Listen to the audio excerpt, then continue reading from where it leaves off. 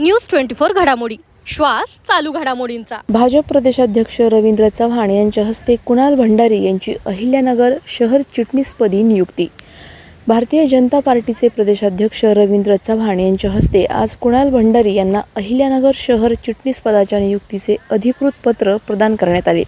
संघटनात्मक पातळीवर दीर्घकाळ सक्रिय असलेल्या भंडारी यांच्या कार्याची दखल घेत पक्षाने त्यांच्यावर ही महत्त्वाची जबाबदारी सोपवली आहे। कुणाल भंडारी यांनी राष्ट्रीय स्वयंसेवक संघात वस्ती प्रमुख म्हणून काम केले असून धर्मजागरण, बेटी बचाव अभियानाचे जिल्हा प्रमुख, बजरंग दल शहर संयोजक व नंतर जिल्हा संयोजक म्हणून विविध जबाबदाऱ्या यशस्वीरित्या पार पाडल्या आहेत। तसेच बागेश्वर धामचे प्रदेश उपाध्यक्ष म्हणूनही त्यांनी कार्य केले आहे।